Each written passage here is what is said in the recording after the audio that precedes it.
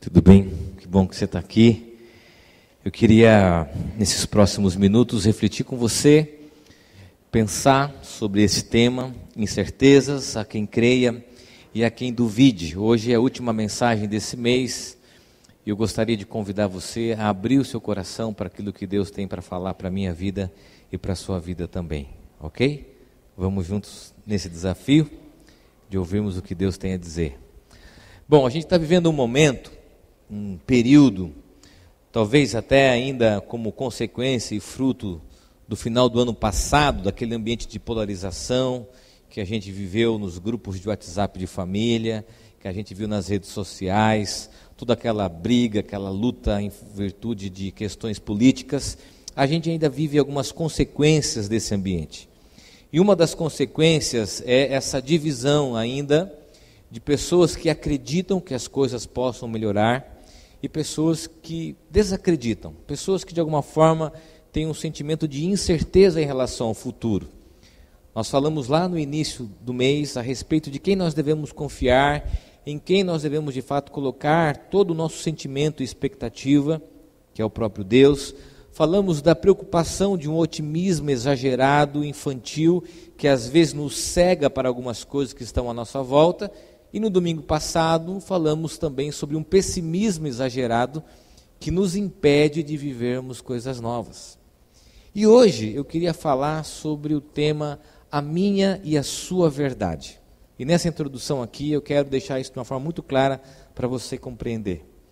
Um dos motivos de vivermos essa polarização é o conceito que você vai ouvir mais algumas vezes a partir desses últimos 2 anos, e daqui a algum tempo vai ser já comum aos seus ouvidos, que é o conceito da pós-verdade. O que é a pós-verdade, que também é chamada de minha verdade? É o tempo em que nós vivemos, onde a verdade é usada pela pessoa. O que importa não é mais a verdade do outro, o que importa é a minha própria verdade, sendo ela verídica, empírica, ou seja, provada ou não. Essa verdade ela é usada de acordo com a minha própria vontade, com o meu próprio desejo e também de acordo com a minha própria compreensão.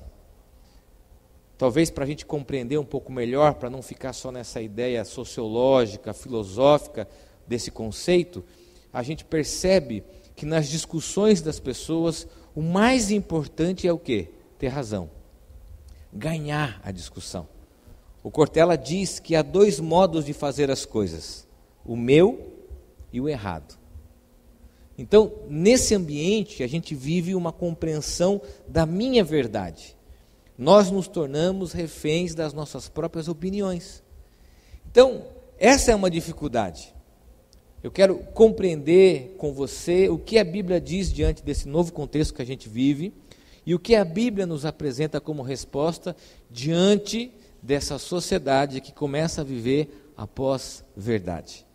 O Salmo de número 25, do versículo 1 ao versículo 7, o Salmo de Davi, nós temos uma oração pessoal, temos um pedido de Davi por apelo, um apelo por orientação, expressa logo no início, que nós vamos ver: ao Senhor Deus, a Ti dirijo a minha oração. E nós temos aqui uma poesia, porque esse texto se tornou um poema, chegou a ser musicado, de Davi colocando-se diante de Deus. E o texto que nós vamos ler é do versículo 1 ao versículo 7, é a perícope desse texto, ou seja, o início e o fim de uma parte está exatamente naquilo que nós vamos ler. Vamos lá. Diz assim, o salmista, Davi: Ó Senhor Deus, a Ti dirijo a minha oração. Meu Deus, eu confio em Ti. Salva-me da vergonha da derrota. Não deixes que os meus inimigos se alegrem com a minha desgraça. Os que confiam em Ti não sofrerão a vergonha da derrota, mas serão derrotados os que sem motivo se revoltam contra Ti. Ó Senhor, ensina-me os Teus caminhos. Faze com que eu os conheça bem. Ensina-me a viver de acordo com a Tua verdade, pois Tu és o meu Deus, o meu Salvador. Eu sempre confio em Ti. Ó Senhor, lembra da Tua bondade e do Teu amor que tem mostrado desde os tempos antigos.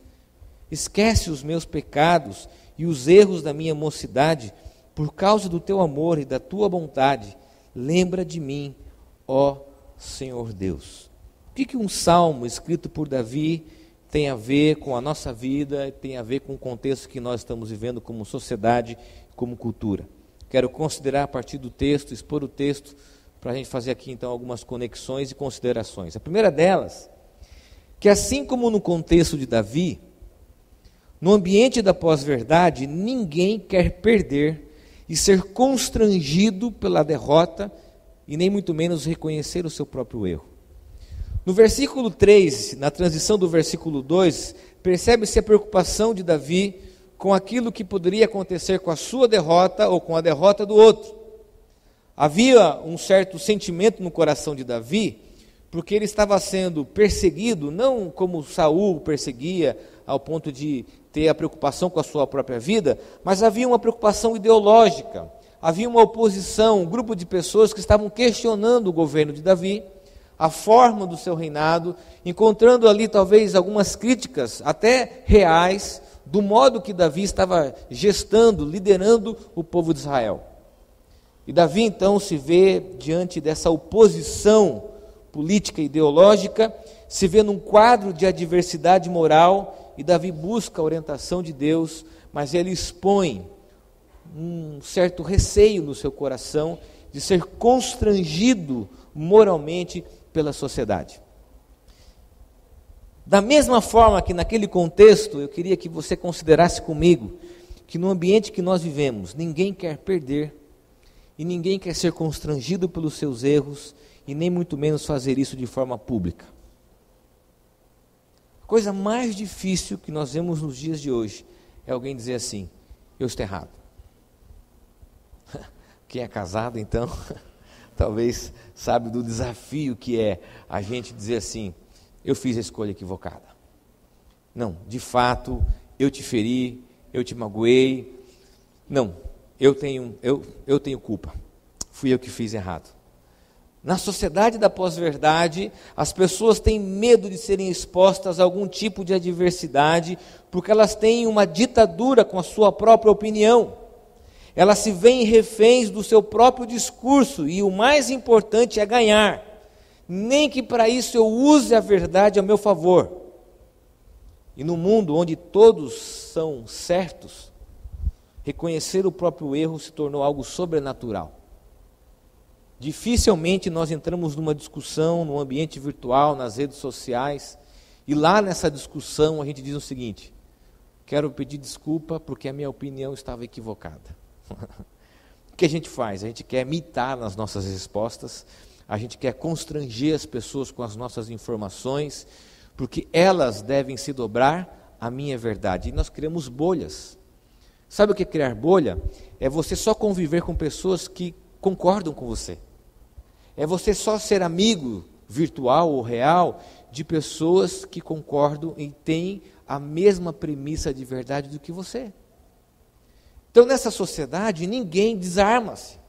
Ninguém se coloca como uma pessoa que pode errar, que pode ter feito uma escolha errada ou que tão somente reconhece o seu próprio erro.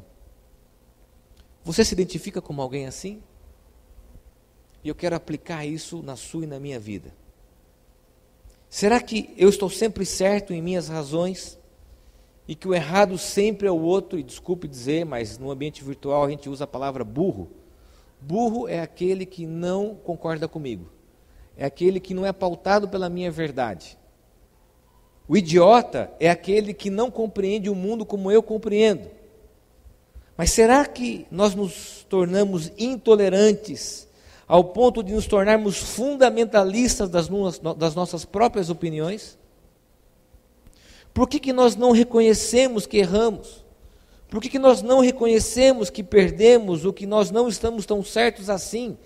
E preste atenção aqui, eu não estou falando de política tão somente. O que a gente vê da visão política, de tudo aquilo que a gente vive, dessa polarização, é um extrato apenas de algo que atinge todas as esferas da nossa vida. desde uma relação conjugal, desde uma relação no trabalho, uma relação profissional, numa relação interpessoal, desde uma relação dentro de uma comunidade cristã religiosa. Hoje é muito difícil pessoas reconhecerem os seus erros. Elas brigam até o final, até o último instante possível, fundamentalistas das suas opiniões, radicais até o fim, e não importa a sua posição política, porque tem uma enorme dificuldade de reconhecerem os seus próprios erros. Interessante, é porque eu tenho visto jovens assim. Eu não estou falando aqui de pessoas mais velhas, que a cultura diz que uma pessoa mais velha tem mais dificuldade de mudar de opinião. Não é para essas pessoas, estou falando para jovens intolerantes. Jovens que não reconhecem. Quem tem filho adolescente sabe muito bem o que é isso. Que erram. Jovens que não reconhecem que falharam. Há uma frase do Tim Keller que nos traz uma percepção a respeito disso, que diz assim: a graça de Deus não é dada aos que moralmente superam seus semelhantes. Não adianta ganhar as discussões dentro de um casamento, dentro de uma relação com o filho, dentro de um ambiente profissional, dentro dos grupos de WhatsApp, dentro das redes sociais. Mas a graça é revelada aos que admitem o próprio fracasso em fazê-lo. Nós estamos perdendo a percepção dos nossos erros. Hoje é muito difícil reconhecer o erro e reconhecer fracasso, escolhas equivocadas, ao ponto de que até os nossos ouvidos estão tapados, como alguém chega para a gente e diz: você está errado. Ainda fazer isso de forma pública, isso causa um constrangimento absurdo para nós. Nos tornamos intolerantes, radicais das nossas próprias opiniões. Segunda consideração do texto, diz o seguinte: diante das circunstâncias da vida, o salmista se coloca como aprendiz. Primeiro, ele coloca essa circunstância do constrangimento, de perder, de ser exposto.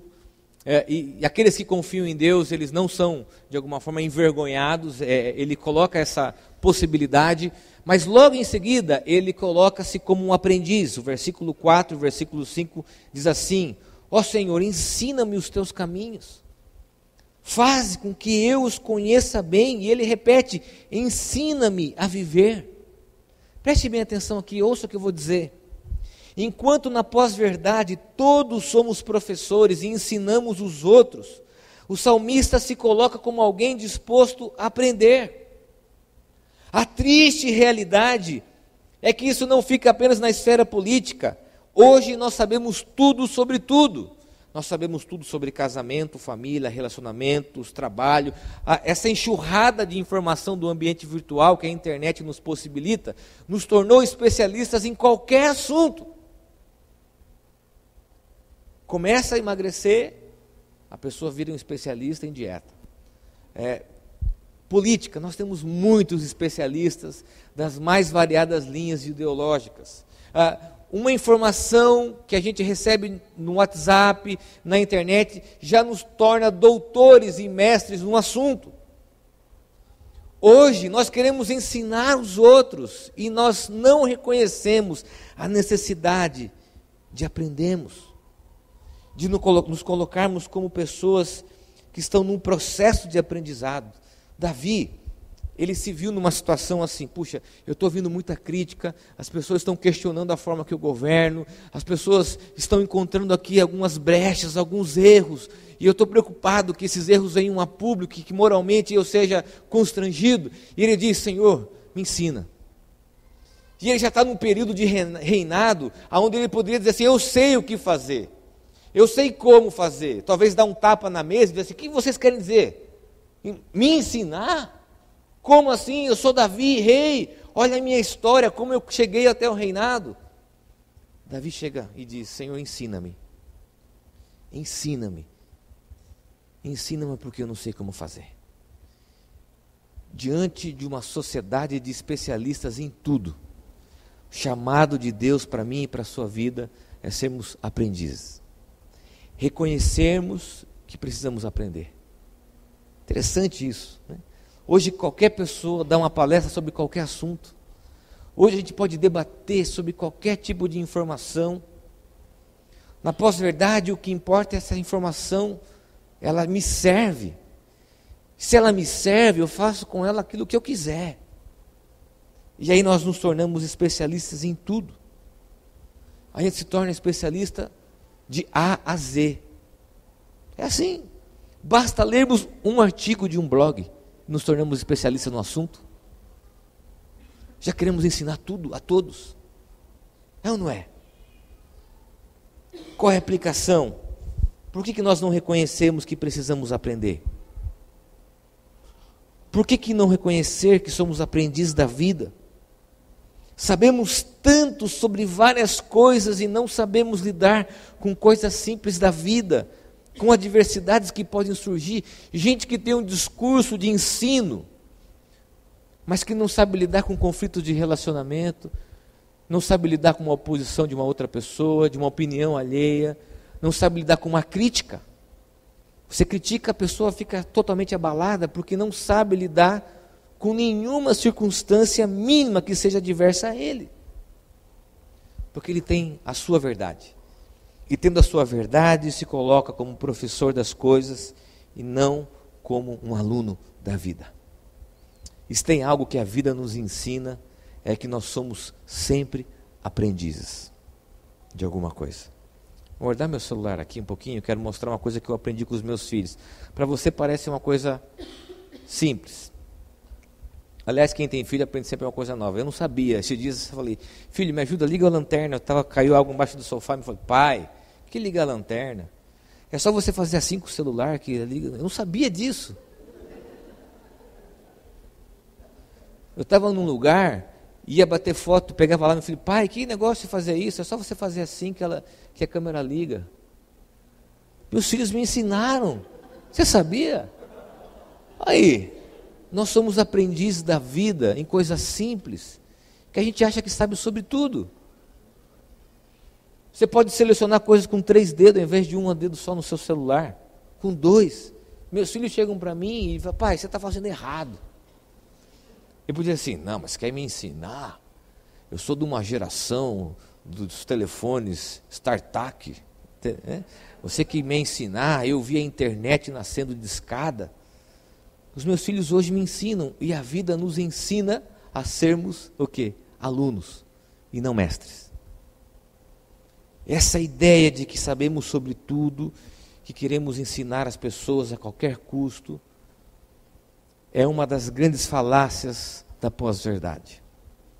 Se coloque como um aprendiz. E uma das coisas simples é ouvir. Hoje, eu sou pastor formado em teologia, o que eu mais encontro são pessoas especialistas em teologia, que nunca leram um livro. Especialistas em teologia, que nunca fizeram uma faculdade teológica, mas assistiram vários vídeos no YouTube. Viram várias postagens polêmicas e vêm para a gente e dizem assim, pastor, eu fiquei sabendo que tal informação. Eu falei, mas onde você leu isso? Qual é a informação? Qual é a referência? Qual é a pesquisa? Porque na minha verdade, eu me torno especialista naquilo que eu quero. John Piper diz assim, nunca pare de aprender a partir da história. Adquira algum conhecimento todo dia. Todo dia a vida nos ensina que nós não somos mestres e nem doutores de muitas das coisas que achamos que somos. Talvez a religiosidade tenha aqui uma característica. Você quer saber se você é uma pessoa religiosa ou não?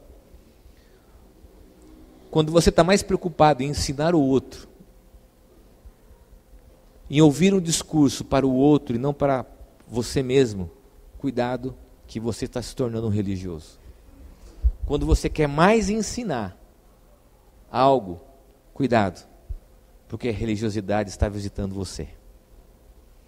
Terceira consideração, o salmista, ele expressa o desejo de viver de acordo com a verdade de Deus.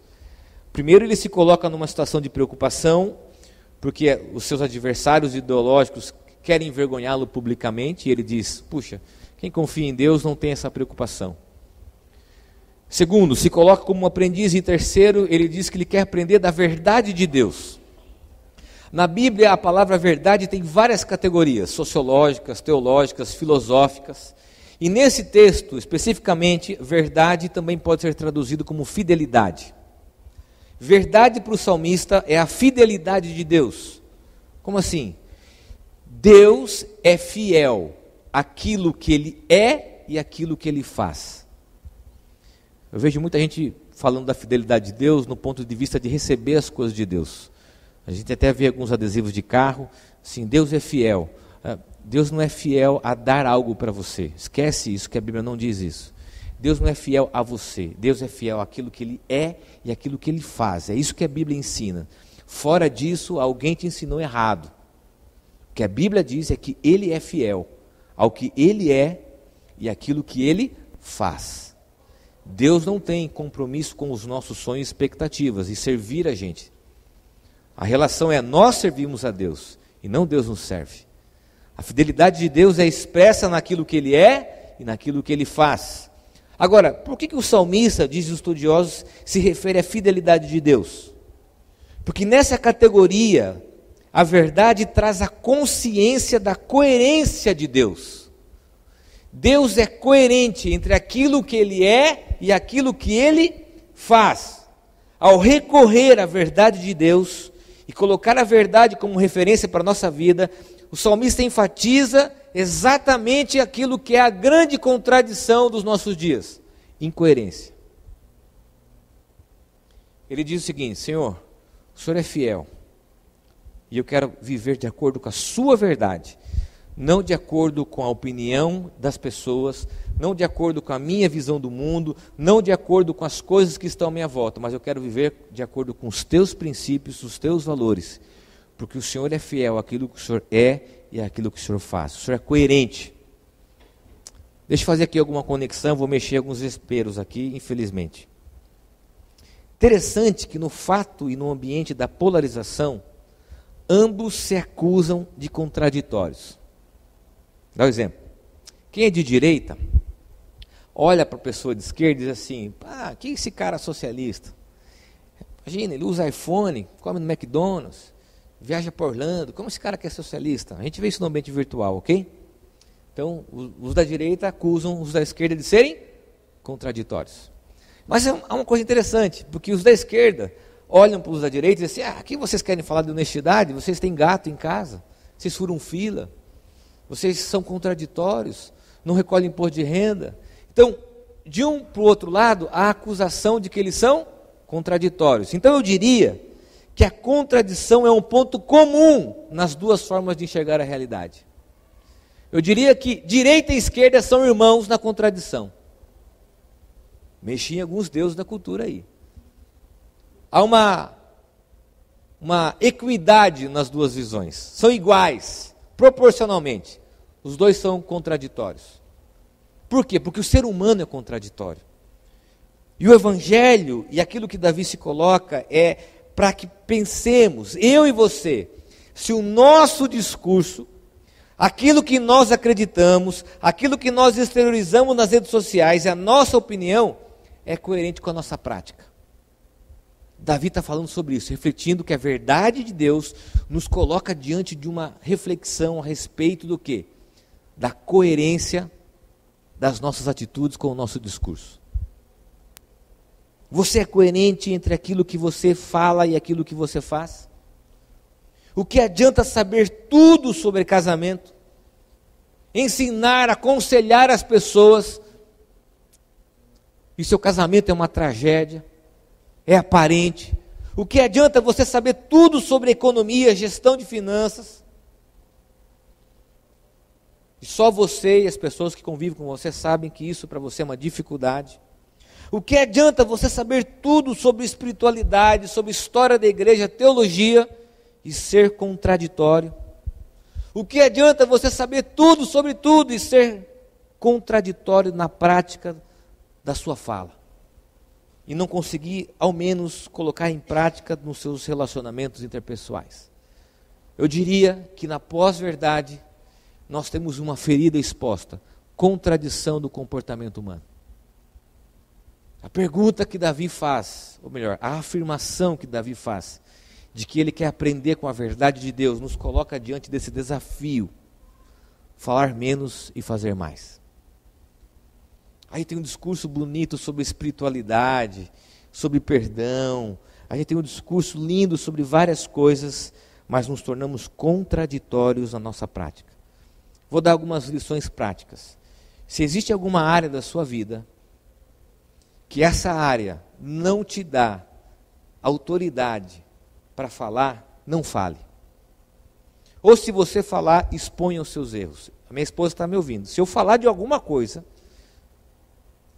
aqui, que não é verdade nas minhas relações, eu vou estar vivendo o que essa cultura diz, contradição. Então, se eu for falar algumas coisas aqui, eu tenho que expor a verdade. Vou dar um exemplo. Não sou um cara bom de habilidades domésticas. Uma vez eu estava na igreja, todo mundo sabe que eu tenho um desafio espiritual muito grande que é lavar a louça. Para mim a louça, eu faço tudo, mas a louça é uma situação delicada. Mas lavo, hoje eu lavei, checklist perfeito. Mas no início do casamento a gente tinha alguns atritos, porque eu não lavava a louça. E um dia eu estava na igreja, num evento, lavando a louça. Minha mulher chegou em... Quando eu olhei, ela estava na quina do negócio assim. Bonito. Aqui você lava a louça? Eu falei, não. E não era uma loucinha assim, era uma louça de feijoada. Você imagina a quantidade de pratos. Ou seja, a gente sempre é exposto às nossas contradições. Então, se você quer ensinar alguém, ensine alguma coisa que você coloca em prática. Se você quer falar de alguma coisa, seja coerente. Eu disse aqui, no dia que acabou a eleição, falei, olha, nós terminamos aqui, houve uma eleição, ok? Agora seja coerente com o seu discurso. Quem ganhou, seja coerente com o discurso. Quem perdeu, coerente com o seu discurso. Porque na pós-verdade, a incoerência nos torna irmãos de uma sociedade contraditória que não pratica o que fala. Sabe qual é o grande desafio para a gente daqui a pouco? A gente vai para casa. Nós vamos sair daqui. É sermos coerentes entre aquilo que dizemos acreditar, aquilo que falamos com a nossa prática diária. Aliás, a grande crise da igreja evangélica hoje é exatamente isso. Incoerência, mau testemunho. Entre aquilo que nós falamos e entre aquilo que nós fazemos. C.S. Lewis diz assim: um homem não pode defender a verdade o tempo todo. É preciso que também haja um tempo para que possa alimentar-se dela. Cuidado com a incoerência e a contradição das suas palavras e os seus atos. Quarta e última consideração. Em detrimento a uma verdade parcial, individual, que essa é a minha verdade, Deus é o único em que podemos confiar. O salmista repete nesse salmo por 3 vezes, eu confio em ti. Ele faz referência, os que confiam, e em terceiro, eu sempre confio em ti. Num ambiente de fake news, nós somos chamados a confiar em Deus e na sua verdade, não na nossa verdade. Esses dias eu ouvi que tem dias em que a única informação confiável em um jornal é a data. É a cultura da fake news. Em quem nós confiamos? O salmista diz, em Deus. Tim Keller diz o seguinte, não é uma questão de que você não consegue confiar em Cristo, é uma questão de se recusar a desconfiar de si. Nós precisamos desconfiar das nossas intenções e das nossas próprias verdades e confiarmos em Deus. Em Deus. Eu quero terminar essa mensagem chamando você a uma reflexão. Queridos, eu não sei o que vai acontecer com o nosso país. Há expectativas daqueles que acreditam e aqueles que não acreditam. Para você que acredita, confia em Deus. Para você que desacredita, confia em Deus. O salmista termina essa perícope apontando não para a confiança do seu reinado, dizendo: povo, fica tranquilo que a minha gestão vai continuar sendo uma boa gestão e o meu reinado vai ser um bom reinado. Fiquem tranquilos que essa crise é uma crise passageira e que logo, logo, e se ele tivesse, Davi, um discurso totalitário, como a gente vê, ele iria mandar matar todos os seus oponentes. Ele não faz isso, ele diz: eu confio em ti. Colocar a confiança em Deus é ter a certeza de que o controle das coisas não cabe a mim e a você, mas ao próprio Deus. Isso não nos faz cruzar o braço, não, mas ter a certeza de que Deus cuida da minha e da sua vida. Então pare de confiar na sua própria verdade, pare de confiar na sua própria visão das coisas, do mundo, na sua capacidade, e comece a confiar em Deus e na verdade que nos chama a coerência das coisas. Deixa eu dar um exemplo aqui a respeito de confiança. Quando eu aprendi a nadar, e há uma diferença entre pobre e rico nadar, aprender a nadar, né? A gente, quando começamos a namorar, eu com a Aline, nós íamos nadar num clube. A Aline aprendeu a nadar em escola de natação, então ela nada assim. Passa 3 segundos, assim. Pobre nadando. Pobre nada para não se afogar. É exatamente isso. E rico nada para curtir a piscina. Não é? É exatamente isso. E uma das coisas que eu aprendi a nadar, meu pai ia para um ponto do lugar e falava: pula. Era assim. E nós pulávamos. Por que nós pulávamos? Porque a gente sabia que se a gente se afundasse, meu pai estava lá. E não foram poucas vezes que a gente se afundou, que a gente bebeu água, mas sempre tinha a mão do meu pai me tirando daquele lugar. Meu pai sempre estava ali. Eu não tinha medo nenhum de pular, meu irmão também não tinha, porque a gente sabia que lá embaixo da ribanceira do barranco, meu pai estava lá. Essa mesma confiança infantil é que Deus espera de nós diante das circunstâncias que nós vivemos. Pode pular, que eu estou aqui. O que Davi faz é estabelecer um paradigma de confiança além das vistas humanas e compreender que o próprio Deus é que nos cuida, que nos protege, que nos ampara, e que a confiança é compreender que é Ele que estabelece à nossa volta o seu cuidado, não a política. É importante que você tenha visão política, sim, consciência política, sim, mas a nossa confiança não está nisso, está nele. Está nele. Concluo dizendo o seguinte: temos em Jesus a expressão da fidelidade de Deus. Nele temos a revelação plena de Deus na história humana e nas tragédias existenciais. E aí eu quero citar o Tim Keller, que diz o seguinte: Jesus é a verdade que se torna real. Não está preocupado com a minha, com a sua verdade, com o ambiente virtual, teórico, se torna concreta, ela é mensurável, não é como nós somos, contraditórios, e ela é aplicada. Em Cristo nós temos a manifestação do Deus fiel, aquilo que Ele é e aquilo que Ele faz. Qual é o desafio para a gente nessa noite? Primeiro, deixe de lado a sua intolerância, o seu radicalismo, o seu fundamentalismo baseado na sua própria opinião. Segundo, se coloque como um aprendiz, como alguém que precisa aprender, independentemente da sua idade, independente do acesso à informação que você tem. Se precisa de ajuda no seu casamento, procure ajuda. Se você precisa de ajuda com os seus filhos, procure ajuda. Se você precisa de ajuda na sua vida espiritual, procure ajuda. Se você precisa de apoio nas suas gestões financeiras, procure ajuda. Terceiro, busque em Deus a verdade, seja coerente entre aquilo que você fala e aquilo que você pratica. E coloque a sua confiança não em coisas que estão externas, mas a sua confiança em Deus, que continua cuidando de você. Reconheça, a gente erra. Reconheça que nós falhamos. Feche teus olhos, eu quero orar com você.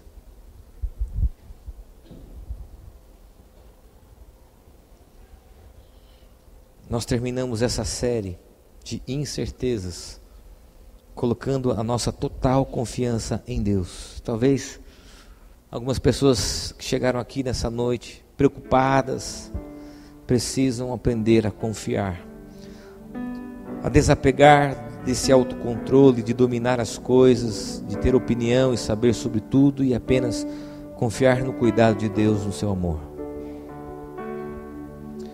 Há pessoas que precisam nessa noite reconhecer os seus erros, pedir desculpa pela estupidez, pedir perdão por que feriram, foram ríspidos, desrespeitosos.